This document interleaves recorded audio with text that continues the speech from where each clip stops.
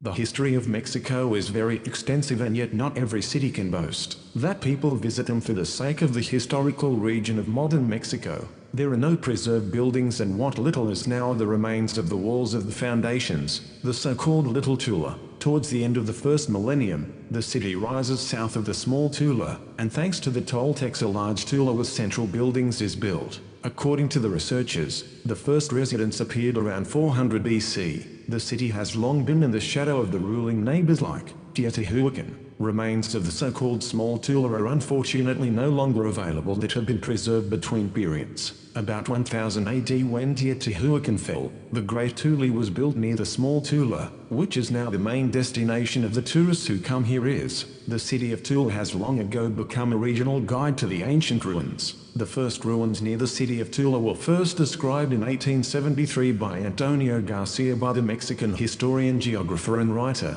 shortly afterwards by a French traveler, the results of which were published. So what still attracts researchers from all over the world is the Pyramid of the Morning Star and questionable sculptures. The Temple of the 30 Cauldrons is a pyramid-shaped, 22-meter-high 5-tier structure with a base area of 40 by 40 meters, on the top of which 4.6-meter-high warrior figures are carved from basalt blocks. These acted as pillars of the temple and supported the long-collapsed roof. Archaeologists who discovered them call these figures idols of trust, that this is an image of the gods, but the authors of popular science articles renamed them Atlanteans and indicated that these were the inhabitants of the fabled Atlantis who came to these countries. The sculptures were so finely executed and so mysterious that legends were added around them. Each of the figures consists of 4 carefully coordinated parts. The upper part is the head of the statue. We're talking about belonging to a certain time in a group of cultures. The trunk consists of 2 blocks. The upper part is a massive bib in the shape of a butterfly. At the back you can see a disc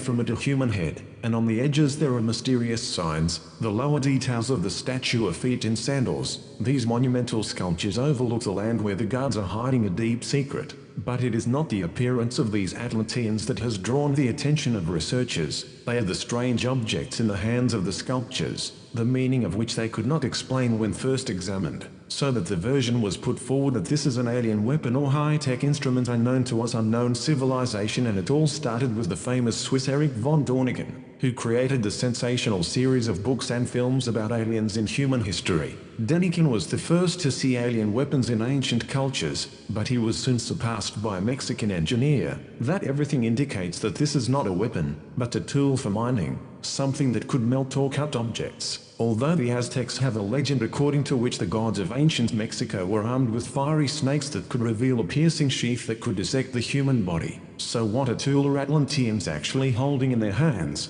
We're trying to find out. There is a version that this is undoubtedly a weapon, but by no means high-tech or alien as some proponents of alternative history would like to believe. This object may be a spear weapon. It is possible that statue holds a special device that was used, for example, to mine gold in old mines. Or maybe this is what the old attribute of power was. No matter how, any version is, in general, it is almost hopeless to determine the functional purpose of an object only by the external similarity of the case. But therefore any assumption here is entirely permissible and cannot be rejected on the basis of just a few of our personal preferences and conclusions.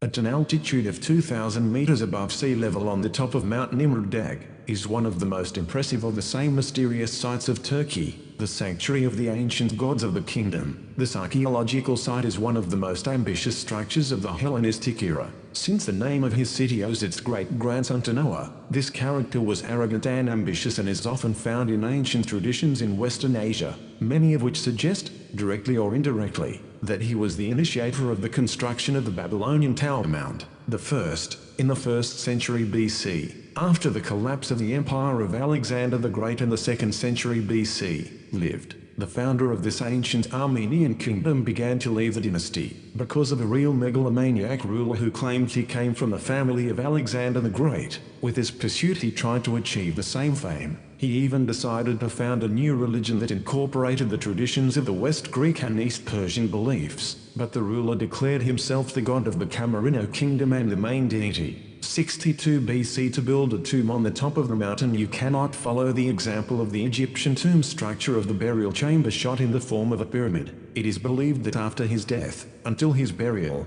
the stone burial chamber carved here in rocky ground was covered with a mound in the shape of a cone from a shoal. This cone is in the Guinness Book of Records as the highest man-made mound in the world, with a height of 49 meters, with a diameter of 152 meters and a base area of 3 hectares. All attempts to penetrate the hill and find the tomb of the king were unsuccessful. An important part of this grandiose mountain monument was a temple adorned with sculptures of gods and heroes of antiquity with various animals. Originally a statue of Zeus, Apollo, Hercules, that Antiochus is the first as the supreme deity of the new religion. Is interesting because of this, that it used to be customary to only depict the statue of the Greek and Persian god standing. Only in temples that were dedicated to a deity can one see sculptures in a seated position. However, cultures were depicted in a seated position in the tomb of Antiochus. This pose was not chosen by chance, so the ruler wanted to show that the great gods found their residence exactly there. Due to frequent earthquakes and multiple changes of power in this territory of the temple, it was completely destroyed. It was not possible to avoid this fate. The statues are now only fragments. The heads of the huge statues are best preserved and were placed on improvised stone plinths. There are also well-preserved animal cultures. When the Roman Empire took possession of this place, it was forgotten, and it was not until 1881 that the German researchers managed to find the lost historical complex, which was known only to a few local residents at the time. Thanks to their efforts, now every traveler can visit an ancient complex in Turkey and touch a statue that is more than 2,000 years old.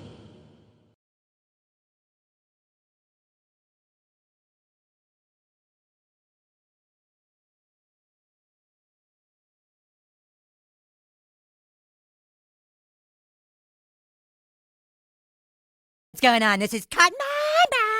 Be sure to subscribe to my channel if you haven't already, because subscribing makes you feel